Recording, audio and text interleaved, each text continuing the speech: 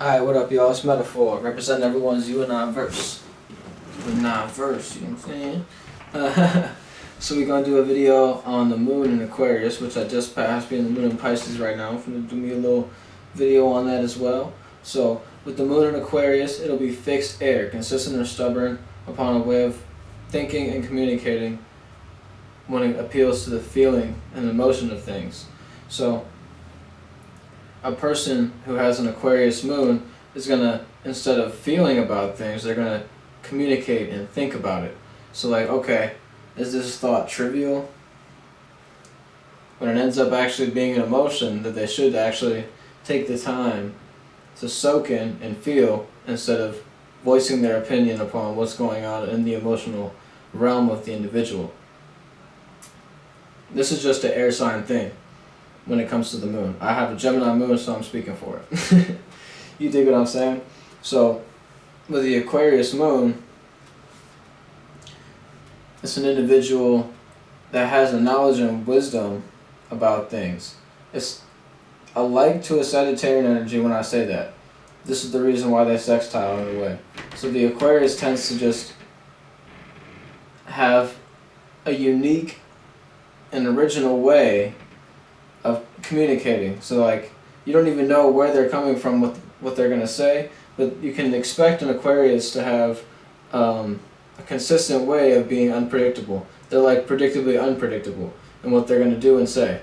So that's why I say it's alike to the Sagittarian energy. People say the Sagittarius energy is like when you're in Uno and you pull the wild card. You dig what I'm saying?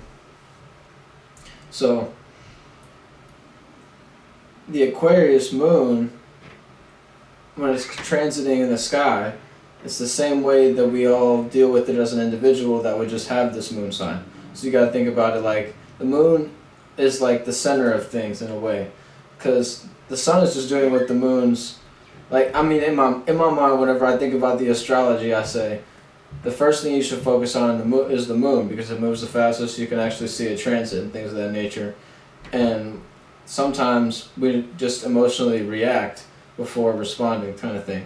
So, like I say, with the Aquarius moon, and it's transiting in the sky, we see it as, okay, we're going to have a Leo season. That'll be a full moon if it's in the Aquarius sign, or it can be a new moon if the sun is in Aquarius as well. You see what I'm saying? If that's what the transit is. So you want to look at where your actual moon sign is in the sky, because it's a waxing moon whenever we're currently going through it in the previous days, but at a certain point in time, whenever we're in a different season, it may be at a different phase in the moon. So this is an important thing about the moon sign and things of that nature.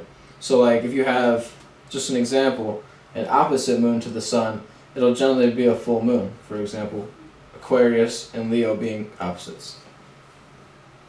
So, like, the Aquarius moon is a very intellectual individual. So like, you can expect them to already know what you're going to say as well. They could probably finish your sentences for you. But generally they just, stay to the back and say, okay, are my emotions being trivial, or what am I going to say, to an individual when I actually feel something, for an individual. They might detach and they might, kind of ghost you. That's the Aquarius energy, and they kind of tend to do that.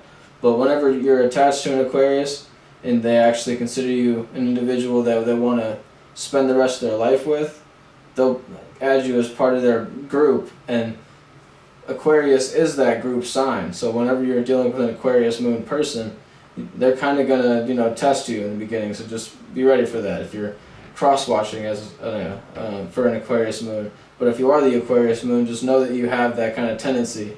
And if you really are interested in an individual, don't press too much, because it'll be a difference and it'll make you kind of feel uncomfortable. But go slowly with it, you know what I'm saying? Like, be predictably unpredictable. You'll be fine. So, much love and peace.